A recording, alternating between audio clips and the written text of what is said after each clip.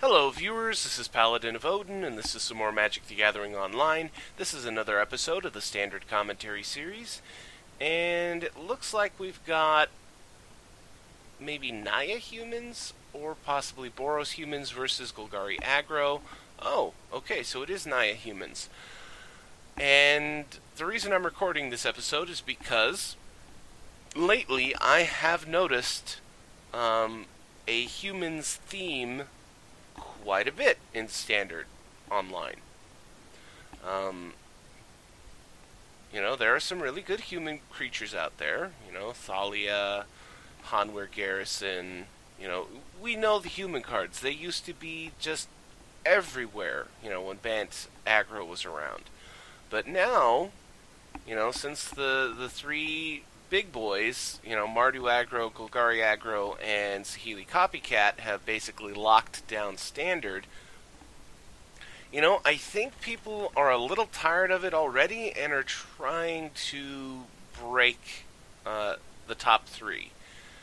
I don't know that humans is going to do it, but there is still a lot of synergy in humans. I mean, that was a great play by him with the Heron's Grace champion to save his creatures and gain a ton of life.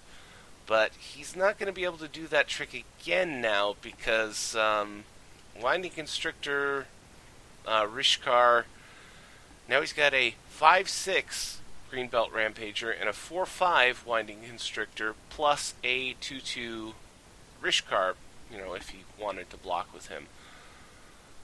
So any combat trick he's going to throw is going to have to be a lot more powerful than Heron's Grace champion. But he chooses not to play anything. Galvanic Bombardment to kill off Rishkar. And that's another burn spell that I don't see a whole lot of anymore. It's still very good. It's just as good as Shock, because I don't want to say like 9 times out of 10, but almost all of the time, Shock is getting used to kill a creature. You hardly ever see anybody throw Shock at somebody's face because they need to kill a creature. And, Galvanic Bombardment is just as good as Shock at killing creatures. In fact, it's better because of, the multiple copies business. But Galvanic Bombardment gets basically countered by Blossoming Defense. And he's attacking in with Rishkar. He's got 3 cards in hand and 3 mana available.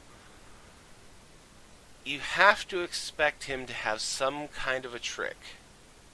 So he's just chump blocking with a 1/1 human token. He doesn't want to risk letting Rishkar through for a ton of damage, and he doesn't want to risk his army by trying to block it and kill it.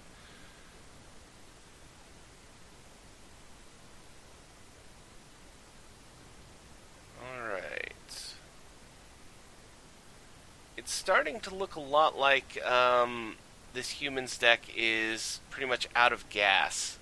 Unfortunately for him, all he'd really need is something that could handle, Green Belt Rampager, Stasis Snare, or what's that one guy? The dwarf. I know he'd be outside of the theme, but the one that exiles a creature for as long as he's in play, came out in Zendikar. I can't remember his name, but you guys know what I'm talking about. It wouldn't be too hard to get rid of a Green Belt Rampager. Sorry, but at the same time, Red isn't really good at destroying big creatures. Banding up the Hissing Quagmire. And attacking in. 2/2 Death Touch. He's got 2 mana up and 3 cards in hand.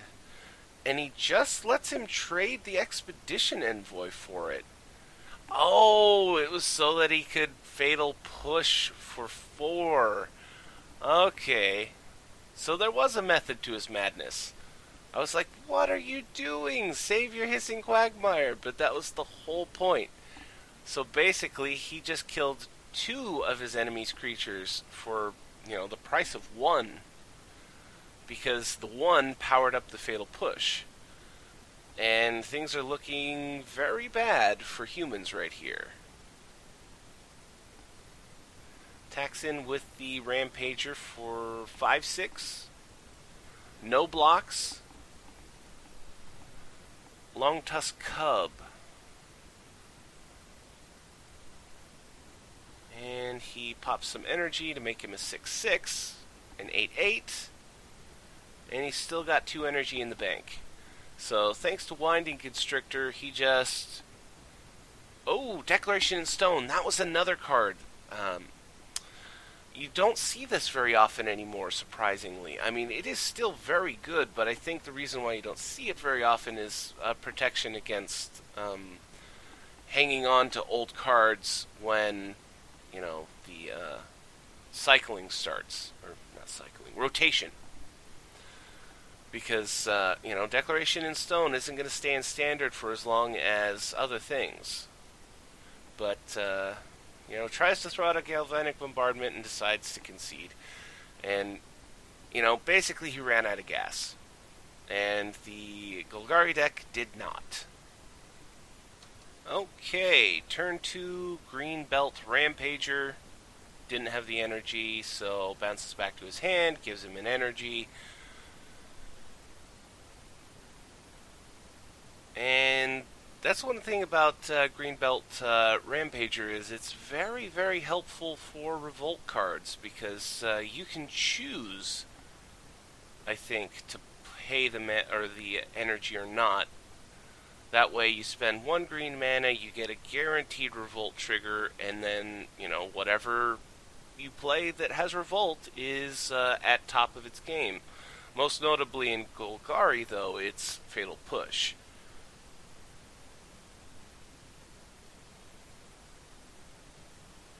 Winding Constrictor.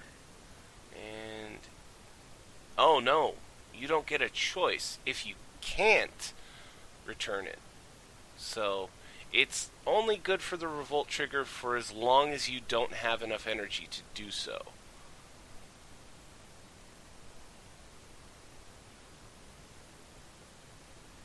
And honestly, I didn't know that energy were counters.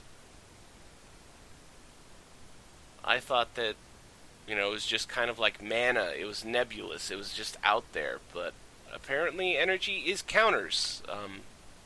Forgive my ignorance. And Winding Constrictor helps energy decks. Tireless Tracker from the other side. So far, this game is pretty slow. And... I don't know whether that's good for either side or not. Or whether it's good for both sides. I mean, so far, both of them are pretty well even.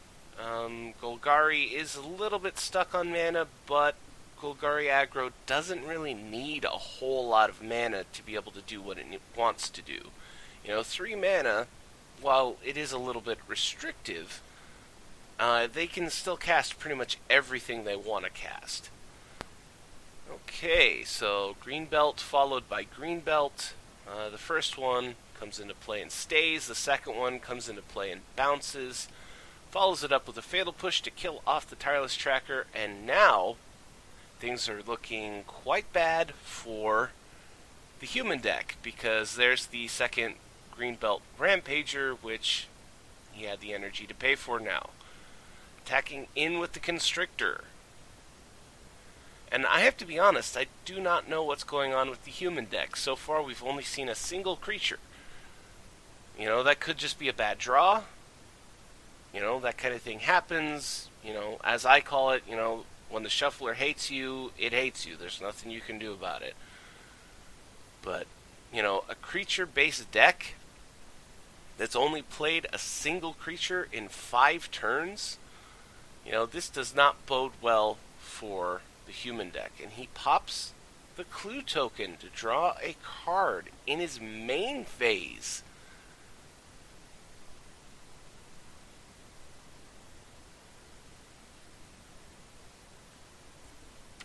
And Metallic Mimic. Now, this guy is one of the most versatile creatures in Standard right now. He's almost an automatic, I have to kill this guy as soon as possible kind of creature, because he can easily get out of control. Ooh, Verdurous Gear Hulk. This is going to get very nasty. 1, 1, 1, 1. So 1 on all of these creatures gets them all 2+1/+1 counters. And now he's got a 4/5 Constrictor and 2 5/6 Rampagers, and he's attacking all in.